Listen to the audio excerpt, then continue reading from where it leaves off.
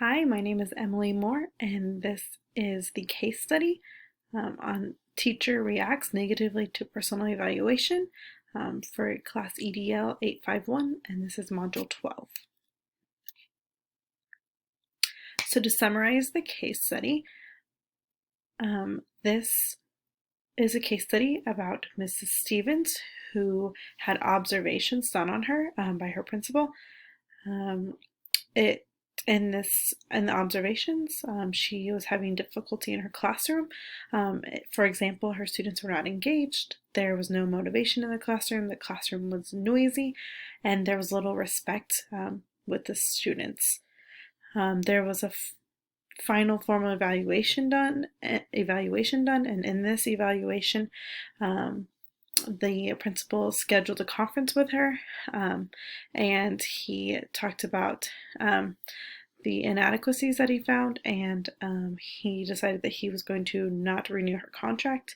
Mrs. Stevens was angry, and she threatened that she will be taking this matter to court. She felt like the information was inaccurate, unfair, and she blamed the principal for that. And she just felt as though that she did not receive proper supervision. Legal and ethical issues. Mrs. Stevens claims that she will be taking this matter to court. She is not yet tenured, so no legal issues on letting her go. She feels that she did not get proper supervision. She had stated that she will not go down without a fight. She has been harmed in the sense that she could lose her job. This could also follow her. This information could follow with her into a new job.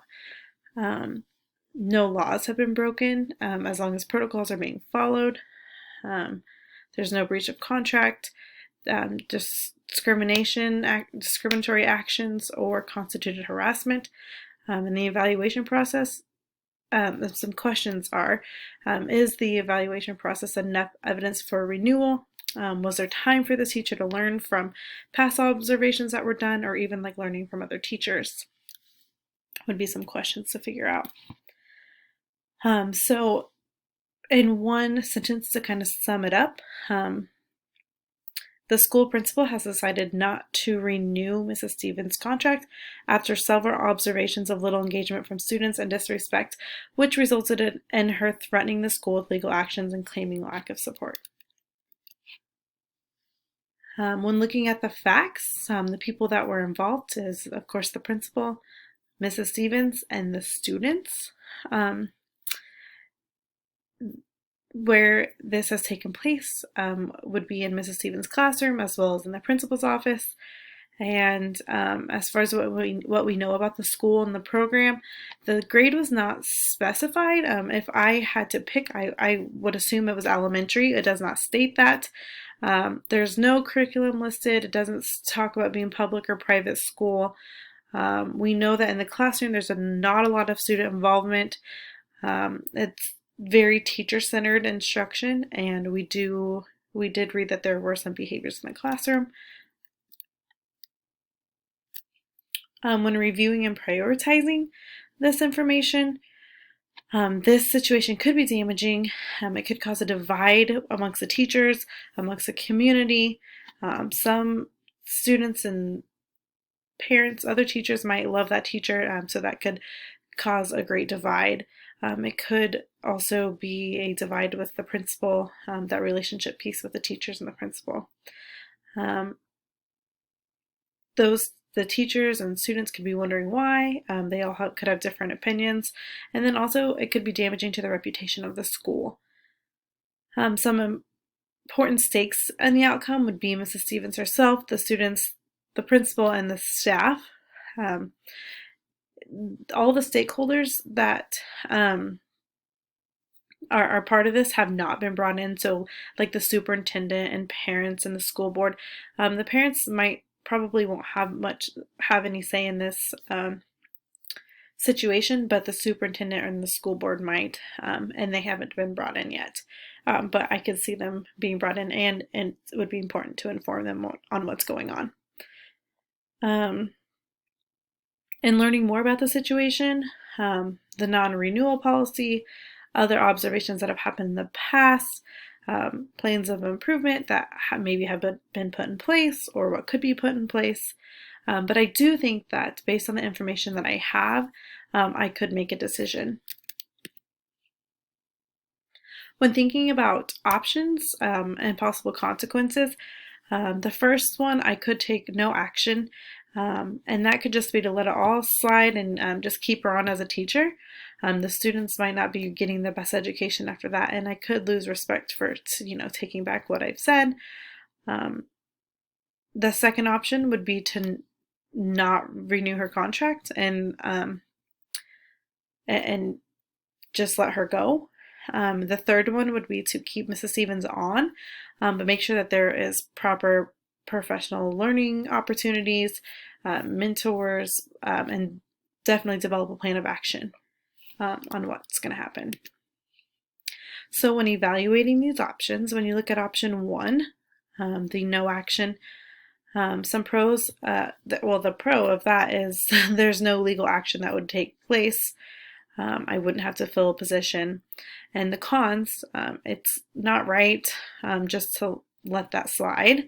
The kids might not be getting the best education if we keep her on. And I just feel like the principal is not holding the teachers accountable with that option. The second option, and not renewing the contract, the pros would be a new teacher stepping in and filling that role. That's the student's education is a focus by letting her go, and the authority stands. Some cons of that would be there will be legal action most likely from Mrs. Stevens, and we could get a negative view, and then there might be backlash on the principal as well. And then the third option, keeping Mrs. Stevens but giving her the plan of improvement, the mentoring, and the other opportunities to grow. Some pros of that is she is going to be better and get better, and she's going to feel supported. There won't be a court case, and she's getting that extra chance.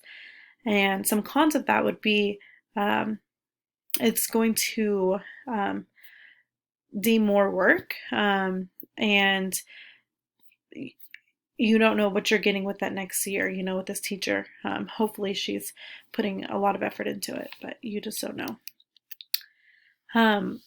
When thinking of these three options and what I could do, I believe that the best option would be that third option, to make and to move further forward with. I think it would be important to talk with the superintendent and the board about the decision. And then, of course, talking with Mrs. Stevens and giving those guidelines and implement that supervision and that plan of action. It is a creative option, as it's going to give her more learning opportunities and provide learning and growth for me as well as other teachers in the building. When implementing this decision, there's going to be a lot that needs to take place. Of course, having that meeting with Mrs. Stevens and talking about all these different things, but just explaining what is in place for her, talking through that plan of improvement and discussing goals and how I can help her, coming up with strategies in order to make sure that she is successful, and then deciding how observations are going to happen, and the supervising and the evaluations, and what that's going to look like, and setting those dates with her, and talking with her about giving her the professional learning opportunities and the professional development opportunities, and then allowing her to go and observe her peers. I think that's so huge, and just discussing that with her and letting her know that that is an option, and that she could be doing that. And then letting those people who need to know, like the superintendent, the board, here's the plan, this is what you need to know, this is what's going to happen. Setting those guidelines, and most importantly, showing her that support and rebuilding that relationship piece that might have been broken, but just working on that. And finally, she might not agree with these terms, and the next step might be termination, or just getting the superintendent and board involved would probably need to happen then. And finally, just thinking about the building and this case as a whole, and thinking, reflecting back on this course and what we've learned, just really emphasizing that building professional capacity and that relationship and trust and well-being, and how important those three things are in the school building, and when dealing with matters like this, giving that feedback and that action feedback to these teachers, it is huge and is going to be so crucial in the success of your students. And I really like that pause method that we learned about, and using that with your staff will be huge.